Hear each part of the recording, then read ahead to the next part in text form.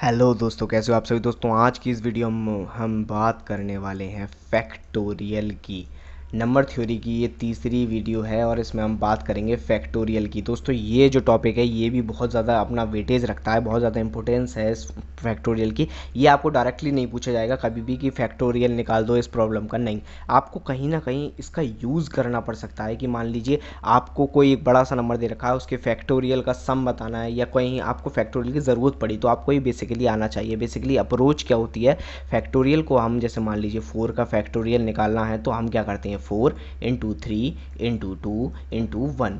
इसको आप decreasing order में 1 तक लेके जाते हैं और सब जो भी नंबर आए उनकी मल्टीप्लिकेशन करते हैं तो वो इक्वल होता है फैक्टोरियल के। ठीक है। और इसमें बेसिक कुछ टर्म्स होती हैं जो आपको याद रखनी होती हैं, जैसे कि 0 का फैक्टोरियल जो है वो 1 होगा, 1 का फैक्टोरियल जो है वो भी 1 होता है। इसी तरह से ये आपको कुछ याद रखनी होती है। नेगेटिव फैक्टोरियल इज़ इनवैलिड, कभी आपको नेगेटिव नंबर दिया जाए तो वो इनवैलिड है, आप सीधे एरर थ्रो कर सकते हैं। तो प्रोग्रामिंग में हम इसको कैसे कन्वर्ट करेंगे, बेसिकली हम क्या करेंगे, हम एक लूप लगाएंगे i इक्वल टू 1 से लेकर i is less than equal to n, less than equal to n i plus plus.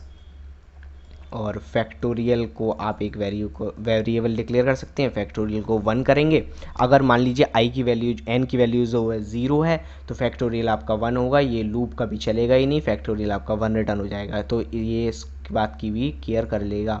तो 1 से लेकर हम लूप चलाएंगे, फैक्टोरियल इंटू इक्वल टू, मतलब factorial equal to factorial into आई।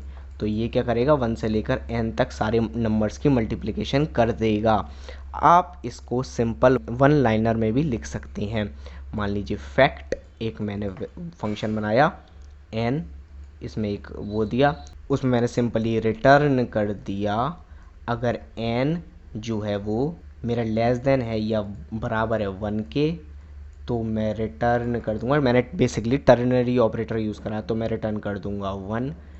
अगर ऐसा नहीं है, ये कंडीशन फॉल्स हो जाती है, तो मैं रिटर्न कर दूंगा fact of n minus 1 into n, मतलब n की मल्टीप्लाई उसके पिछले वाले नंबर से। तो ये कैसे वर्क करेगा, ये जैसे मैंने मान लीजिए n की वैल्यू 4 दी तो ये देखेगा क्या मेरा n लेस देन या इक्वल टू 1 से है, नहीं, लेस देन इक्वल टू 1 से तो नहीं है, तो ये कर देगा फैक्ट ऑफ n माइनस मतलब 4 इंटू फैक्टोरियल ऑफ 3। बेसिकली यही तो अप्रोच हम फॉलो करते हैं, फैक्टोरियल ऑफ 3।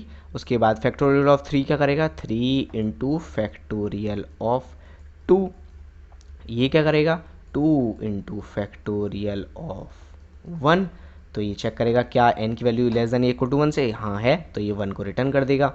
तो यहाँ पर आ जाएगा 1, तो 1 into 2 into 3 into 4 that will be equal to nothing but 24। तो फैक्टोरियल हमें आंसर मिल गया रिकर्सिवली भी, और हमने इटरेटिव फंक्शन से भी इसको बना दिया। जो आपको इजी लगता है वो आप अप्रोच फॉलो कर सकते हैं। इसका यूज़ आपको बेसिकली कहाँ कहाँ हो सकता है, जैसा आप मान लीजिए कि आपको कॉम्बिनेशन निकालने थे कोलिजन प्रॉब्लम में TCS मॉकविटा की, तो उसमें कोलिजन निकालने के लिए आपको NC2 का यूज़ करना पड़ा। तो कॉम्बिनेशन में इसके वैल्यू क्या होती है, n factorial divided by n minus 2 factorial into 2 factorial. मान आपको प्रोबेबिलिटी में भी इसका यूज़ करना पड़ा था, प्रोबेबिलिटी वाले फंक्शन में लेजी स्टूडेंट वाला जो था उसमें भी आपको फैक्टोरियल की ज़रूरत पड़ी थी। तो ऐसे ऐसे आपको प्रॉब्लम में कहीं ना कहीं फैक्टोरियल की ज़रूरत पड़ेगी, इंडिविजुअली फैक्टोरियल का कोई प्रोग्राम नहीं आएगा। तो अगर आपको वीडियो अच्छी लगी तो इसे लाइक कीजिए, अपने दोस्तों के साथ शेयर कीजिए, अपने कमेंट बॉक्स में बताइए जो भी आपके डाउट हो, और मेरे चैनल को सब्सक्राइब कर लीजिए ताकि मैं आपके लिए ऐसी वीडियो लाता रहूँ और आपको सिखाता रहूँ। हमारे टेलीग्राम ग्रुप को जरूर ज्वाइन करिए, उसमें TCS कोडविटा के ऊपर काफ़ी अच्छा डिस्कशन चल रहा है लोगों के बीच में।